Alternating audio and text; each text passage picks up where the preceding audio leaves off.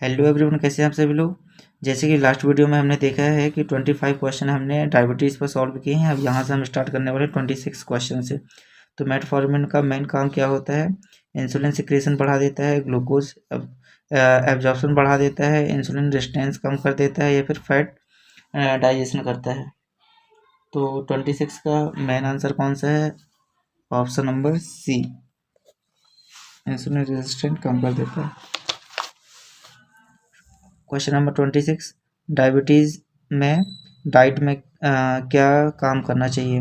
Protein लेना चाहिए, fat लेना चाहिए और सिंपल शुगर लेना चाहिए या फिर फाइबर्स लेना चाहिए। तो 27 का आंसर है option number C, simple sugar लेना चाहिए, ज़्यादा शुगर अपन को नहीं लेना है। और क्वेश्चन नंबर 28, डायबिटीज़ में रिकमेंडेड एक्सरसाइज है। तो क्या वॉक करना है, योगा करना है, साइकिलिंग करना है, मतलब तो सभी करना है, वो भी 30-30 मिनट। तो इसका राइट आंसर है डी। डायबिटीज़ में सबसे पहला इफेक्ट होता है, सबसे पहले कौन सी चीज़ इफेक्ट होती है? हार्ट होती है, किडनी होती है, ब्लड वेसल्स होती है या फिर आई। तो डायबिटीज़ का सबसे पहला इफेक्ट कहाँ देखने को मिलता है? तो 29 का करेक्ट आंसर है सी, ब्लड वेसल्स में। रैंडम ब्लड शुगर नॉर्मल होता है, कितना ब्लड शुगर नॉर्मल होना चाहिए? तो 100 से कम, 120 से कम, 140 से कम या फिर 200 से कम। तो अपन ने अभी नॉर्मल वैल्यू देखी थी सभी की, तो करेक्ट आंसर कौन सा है? 200 से कम। डायबिटीज़ में वेट लॉस होता है क्योंकि उसमें क्या है? फैट इंक्रीज होता है, प्रोटीन ब्रेकडाउन होता है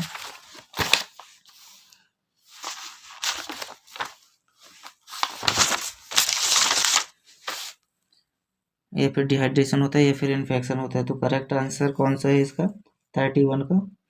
तो ऑप्शन नंबर बी, बी में क्या है? प्रोटीन ब्रेकडाउन होता है। ऑप्शन नंबर 32, कीटो यूरिया होती है टाइप 1 डायबिटीज से, टाइप 2 डायबिटीज से, गैस्ट्रेटिक डायबिटीज से, नॉर्मल पर्सन में होती है। तो ये कौन सा और देखा गया, अपन ने देखा था टाइप 1 डायबिटीज से होता है।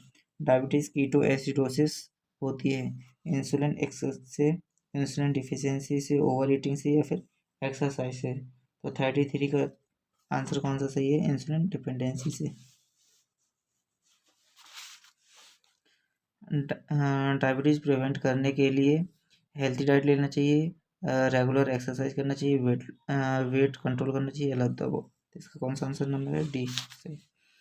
इंसुलिन डिस्कवर किया जाता है, डिस्कवर किया गया था, कब डिस्कवर किया गया था? 1901 में, 1910 में, 1921 में या फिर 1930 में।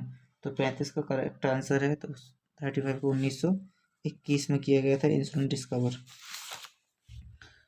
और इंसुलिन का एक्शन होता है ब्लड शुगर बढ़ाना, ब्लड शुगर को कम करना और बीपी या फिर पेन रिलीफ। तो इंसुलिन का एक्शन क्या होता है? ब्लड शुगर का कम करना। ऑप्शन नंबर 37, डायबिटीज़ में सबसे पहला एडवाइस होता है इंसुलिन, सर्जरी, लाइफस्टाइल मॉडिफिकेशन या फिर एंटीबायोटिक्स। तो 37 का करेक्ट आंसर है ऑप्शन नंबर सी, लाइफस्टाइल में मॉडिफिकेशन। 38, डायबिटीज़ में जो अपने घाव होते हैं वो हीलिंग स्लो होती है क्योंकि। अब इसमें क्या पूछा है? रीज़न। तो कल ही अपन ने देखा था रीज़न कौन कौन से होते हैं। Infection, poor calculation, high sugar या फिर ऑल ऑफ द अबव। तो ये किसके कारण होता है? 38 का कौन सा आंसर सही है? क्योंकि हम ये सभी चीज़ एक साथ ही देखी थी। टाइप 2 डायबिटीज ज़्यादातर होती है चिल्ड्रन में होती है, अडल्ट में होती है और जो बच्चे होते हैं उनमें होती है, मतलब न्यूट्रिएंट में होती है या फिर टीनेजर्स में होती है। तो टाइप 2 डायबिटीज़ हमने देखा था किसमें होती है? ज़्यादातर अडल्ट में होती है। डायबिटीज़ का फुल फॉर्म डीएम का मतलब क्या, डीएम का मतलब क्या होता है? तो डायबिटीज़ मेलाइटिस होता है, डायबिटीज़ मेलाइटिस और sorry disease mellitus, diabetes mellitus, disorder mellitus या फिर डिफेक्ट। तो कौन सा होता है? Diabetes, option number B. अब यहाँ पे है 41, इंसुलिन रेजिस्टेंस का मतलब होता है इंसुलिन का कम बनना, इंसुलिन का इफेक्ट कम होना, इंसुलिन ज़्यादा बढ़ना या फिर इंसुलिन अब्सेंस। तो इंसुलिन रेजिस्टेंस का मतलब क्या होता है? अपन ने पढ़ा था कल ही। तो अपन ने क्या पढ़ा था? Insulin resistance. तो ये किस में आता है? टाइप 2 में क्या होता था, इंसुलिन बनता तो बट अपनी बॉडी उसमें यूज़ नहीं हो पाती, तो इसका करेक्ट आंसर कौन सा है, इंसुलिन का इफेक्ट कम हो जाता है। डायबिटीज़ में आइस कॉम्प्लिकेशन कहलाती है, क्या कहलाती है, कॉन्ट्रैक्ट, ग्लूकोमा, रेटिनोपैथी या फिर मायोपिनिया। तो 42 का करेक्ट आंसर कौन सा है, ऑप्शन नंबर सी।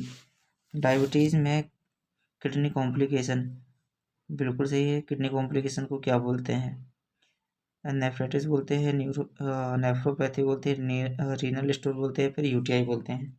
तो 43 का करेक्ट आंसर कौन सा है, ऑप्शन नंबर बी, नेफ्रोपैथी। अब चलते हैं 44 की ओर। तो डायबिटीज़ में नर्व डैमेज होते हैं, न्यूरोपैथी के कारण होते हैं, मायोपैथी के कारण होते हैं,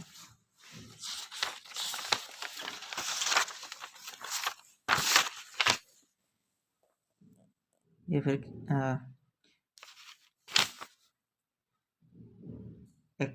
एक्नोफेरेनोपैथी के कारण होते हैं, फिर एट्रोफी के कारण होते हैं। तो इसका करेक्ट आंसर कौन सा है, ऑप्शन नंबर ए, न्यूरोपैथी के कारण होता है। इंसुलिन स्टोर किया जाता है, इंसुलिन को कहाँ स्टोर किया जाता है, सबसे कॉमन सा क्वेश्चन है। रूम टेम्परेचर में बिल्कुल नहीं, फ्रीजर में बिल्कुल नहीं, रेफ्रिजरेटर में यस। तो इसका करेक्ट आंसर कौन सा है, सी। इंसुलिन इंजेक्शन का बेस्ट साइट कौन सा है, आर्म पे, थाई पे, एब्डोमेन पे या अलग पे, कहाँ पे लगाना चाहिए, तो ऑप्शन नंबर 46 कहाँ पे है, 46 का ऑप्शन नंबर डी।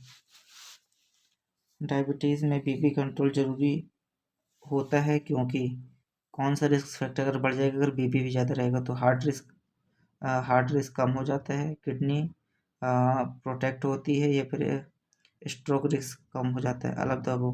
तो डायबिटीज़ में अगर बीपी कंट्रोल रहेगा तो उसमें से कुछ भी होने के चांसेस नहीं होंगे। तो 47 का कौन सा सही है, ऑप्शन नंबर डी।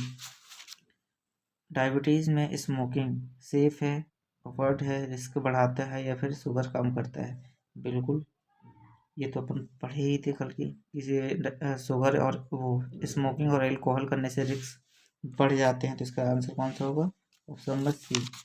अब आते हैं अपने क्वेश्चन नंबर 49 की ओर। 49 में क्या है, डायबिटीज़ में पेशेंट क्या एजुकेशन का रोल, डायबिटीज़ में पेशेंट एजुकेशन का रोल क्या होता है, मैनर होता है, नो रूल होता है, इम्पोर्टेंट होता है या फिर ऑप्टिकल होता है। तो 49 का करेक्ट आंसर कौन सा है, इम्पोर्टेंट होता है। ये अपना आज का लास्ट क्वेश्चन है। डायबिटीज़ एक क्या है, तो डायबिटीज़ एक लाइफ स्टाइल डिसीज़ है, क्योंकि ये लाइफ स्टाइल में चेंजेस के कारण ही आती है। अगर वीडियो अच्छी लगे तो लाइक सब्सक्राइब जरूर करिएगा हमारे यूट्यूब चैनल मेडेक्स डॉक्टर झारिया को। Thank you.